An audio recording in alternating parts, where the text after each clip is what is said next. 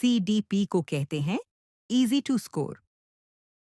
बस वही लाइन सबसे डेंजरस होती है, क्योंकि यही एस्पायरेंट्स ओवर कॉन्फिडेंस में फेल होते हैं। यह 20 क्वेश्चंस ओवर कॉन्फिडेंस तोड़ देंगे। अगर आप 2026 में सीरियस हो, तो इन 20 क्वेश्चंस को स्किप मत करना। ये वही ट्रैप्स हैं जो रीसेंट पेपर्स में ट्विस्ट होके आए थे, और मैक्सिमम गलती यहीं पर होती है। वीडियो एंड तक ध्यान से देखना, क्योंकि लास्ट में एक ऐसा CDP क्वेश्चन है जो कोचिंग वाले भी गलत बता रहे हैं। देखते हैं आप सही कर पाते हो या नहीं। टास्क परसिस्टेंस मोटिवेशन का मिरर होता है। ज्यादातर स्टूडेंट्स गेस करते हैं, बट लॉजिक सिंपल है। चैलेंज आए तो तिकना ही परसिस्टेंस है। क्वेश्चन 151, टास्क परसिस्टेंस क्या दर्शाता है? ऑप्शन 1, जल्दी हार मान लेना। ऑप्शन 2, मुश्किल टास्क पर टिकाए रहना।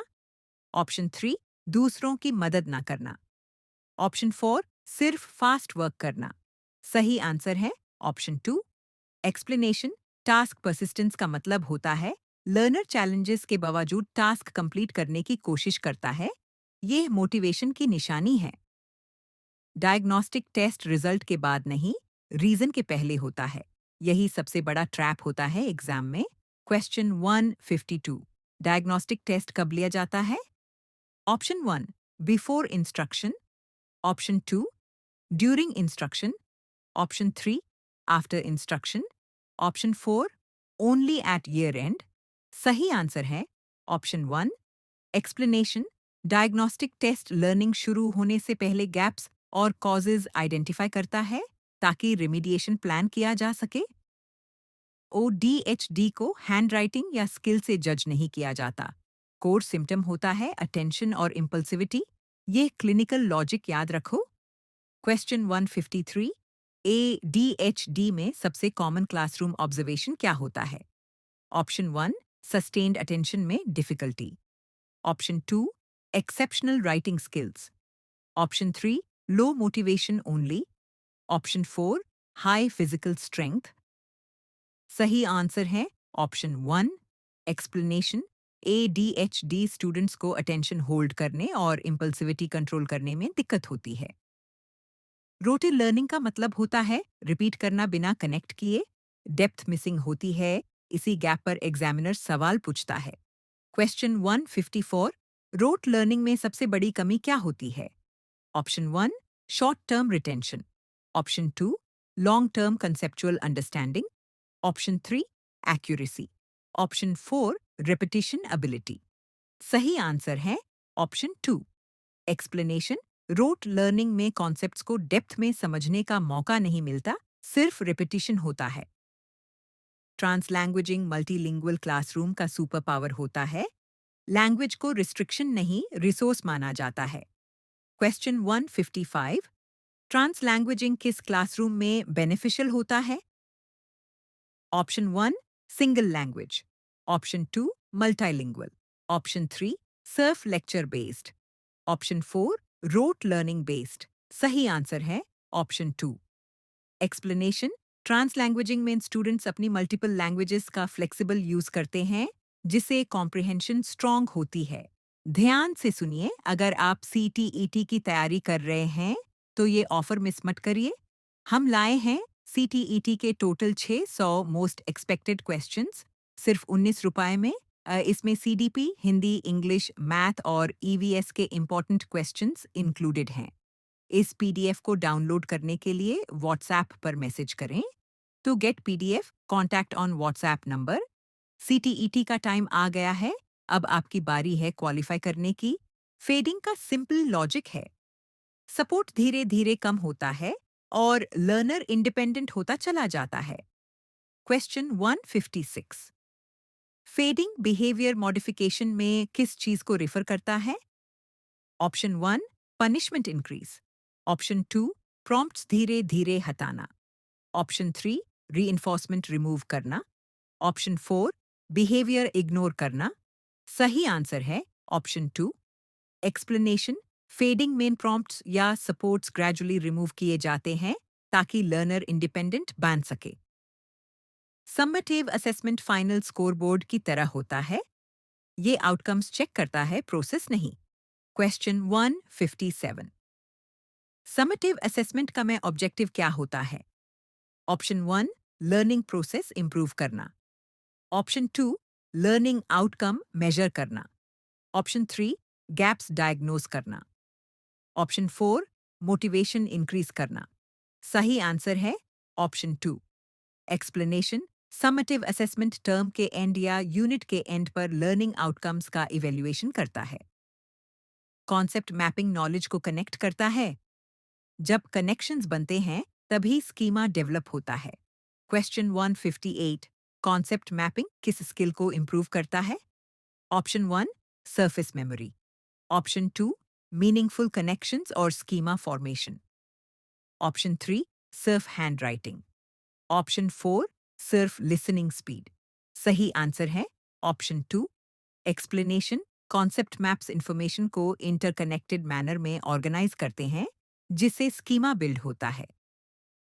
विदिटनेस क्लासरूम मैनेजमेंट का सीक्रेट स्किल है। टीचर को सब पता होता है, चाहे पीछे क्या चल रहा हो। क्वेश्चन 159। क्लासरूम मैनेजमेंट में विदिटनेस शब्द किसने दिया था? Option 1, Glasser. Option 2, Kounin. Option 3, Skinner. Option 4, Rogers. सही आंसर है ऑप्शन 2, एक्सप्लेनेशन: कूनिन ने विदिटनेस का कॉन्सेप्ट दिया था, जिसका मतलब है टीचर एक्टिवली अवेयर हो क्लास में हो रहे एक्शन से। फंक्शनल असेसमेंट बिहेवियर को जज नहीं करता, समझता है। क्यों, कब और किस वजह से हो रहा है? क्वेश्चन 160। फंक्शनल असेसमेंट का पर्पस क्या होता है? ऑप्शन 1, बिहेवियर का रीजन समझना। ऑप्शन 2, आईक्यू मेजर करना। ऑप्शन 3, मार्क्स देना। ऑप्शन 4, पनिशमेंट प्लान करना।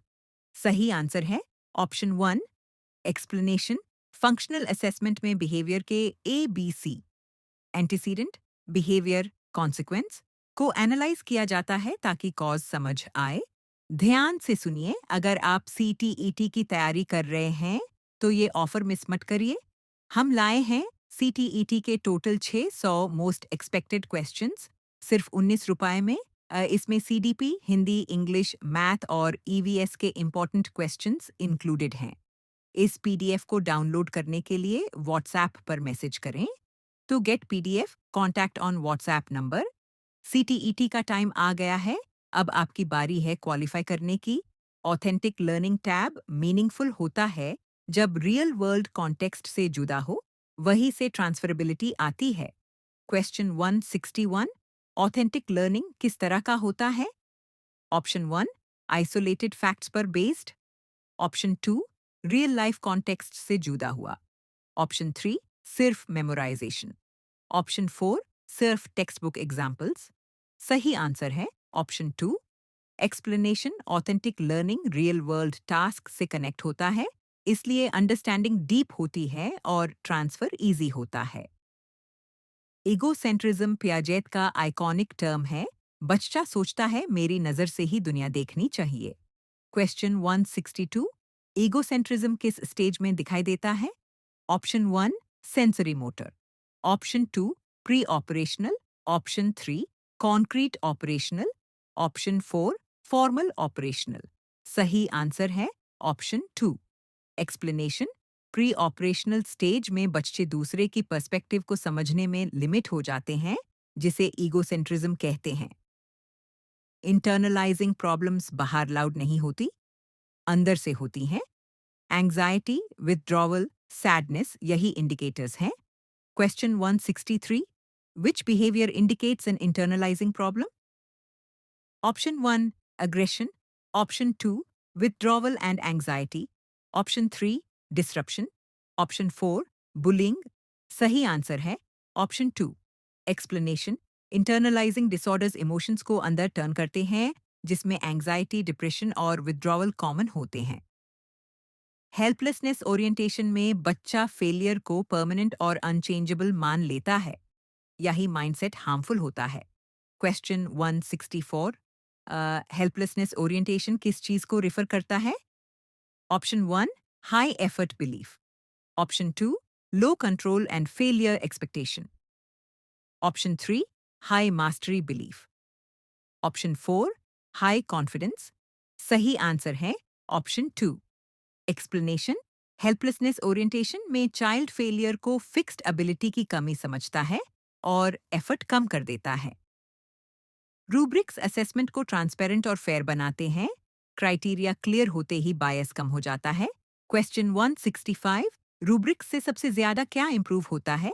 Option 1 transparency in grading.